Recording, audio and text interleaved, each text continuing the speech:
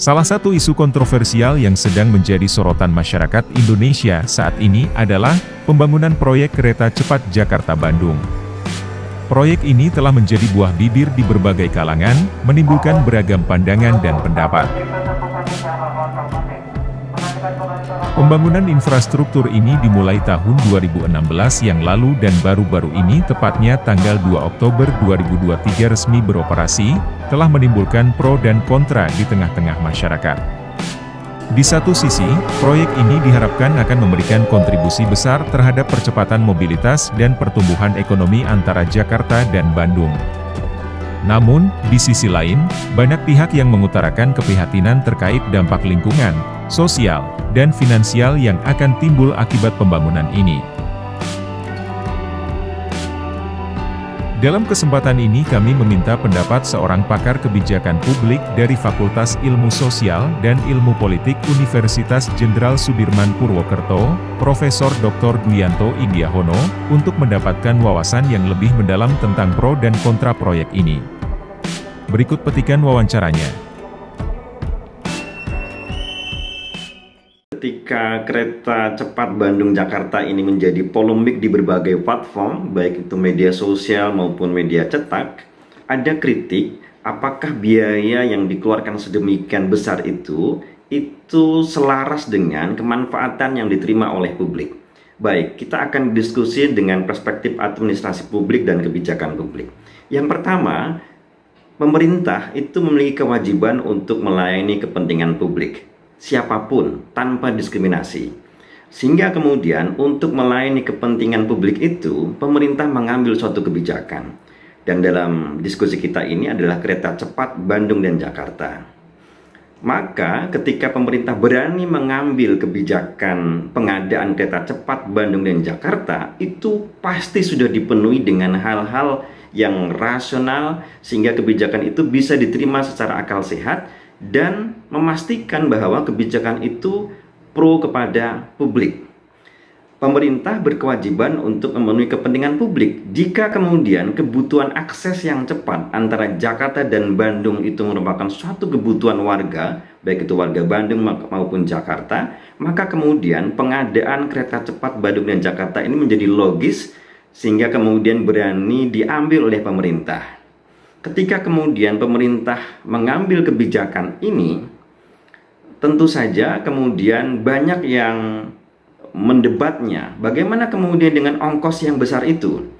Dari kaitan ini, kita harus melihat posisi negara itu sebagai pihak yang berkewajiban untuk memenuhi kepentingan warga dan untuk mencapai tujuan negara. Ketika tujuan negara itu untuk memajukan kesejahteraan umum, yang itu berarti juga kesejahteraan warga, yang berarti juga kepentingan warga, maka kemudian kita ada dalam posisi negara itu diperkenankan untuk mengalokasikan anggaran yang besar itu untuk mencapai tujuan negara, untuk memajukan kesejahteraan umum, untuk membela kepentingan publik. Yang jadi masalah adalah kemudian ketika bicara mengenai proyek Jakarta-Bandung ini, kemudian pada sisi ekonomi politik kebijakannya. Ketika kebijakan ini lahir, siapa yang mendapat proyek pengerjaan Jakarta-Bandung, kemudian pihak-pihak mana saja yang diuntungkan oleh proyek ini, itu yang menjadi diskusi yang lebih hangat ketimbang kita berbicara siapa sebenarnya yang diuntungkan dari kebijakan ini. Nah, selain itu, kita juga harus memastikan bahwa keuntungan yang paling besar terhadap kebijakan kereta cepat Bandung dan Jakarta adalah publik. Maka kemudian ketika kita bicara mengenai apakah kebijakan pembangunan kereta cepat itu selaras dengan teori administrasi publik, maka sejatinya ketika administrasi publik itu adalah ilmu yang mempelajari aktivitas kelompok manusia yang bekerjasama untuk mencapai tujuan tertentu, dalam hal ini adalah tujuan negara, maka ketika kereta cepat ini berusaha untuk memenuhi kepentingan warga dan untuk mencapai negara, maka sejatinya kebijakan kereta cepat Bandung dan Jakarta ini bisa diterima, ya, sebagai proyek pembangunan, sebagai proyek untuk melayani publik. Dia mendapatkan argumentasinya. Apa manfaat jangka panjangnya kereta cepat ini, dan apa langkah-langkah yang perlu diambil untuk memastikan pembangunan kereta cepat ini bermanfaat secara merata bagi masyarakat. Jadi ketika kemudian kereta cepat Jakarta-Bandung ini diimplementasikan, maka ada harapan besar kita bisa mendorong pertumbuhan ekonomi yang lebih signifikan antara Jakarta dan Bandung. Pertumbuhan ekonomi yang signifikan ini semoga saja menciptakan trickle down effect ya, bukan hanya pada kaum elit tetapi juga kepada orang-orang yang ada di menengah ke bawah. Ekonomi yang bergeliat bukan hanya ekonomi elit tetapi juga ekonomi grassroots begitu.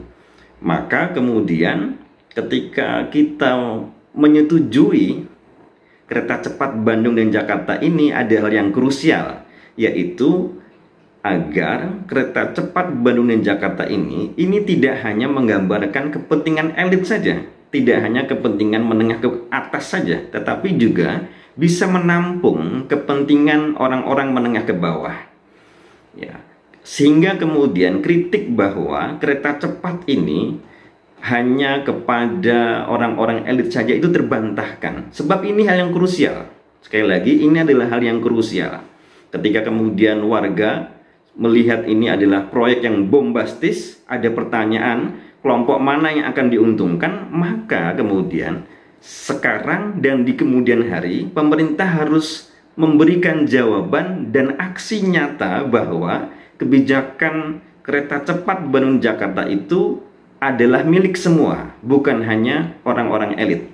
Maka kemudian tarif kereta cepat itu menjadi hal yang krusial. Maka kereta cepat ini itu memiliki tantangan. Apakah di kemudian hari dia itu bisa bersikap ramah bukan hanya kepada orang-orang yang berkantong tebal, tetapi juga orang-orang yang berkantong sebagaimana orang pada umumnya. Ini adalah hal yang krusial. Sekali lagi supaya kereta cepat ini membantah bahwa kereta cepat ini hanya untuk orang-orang elit saja.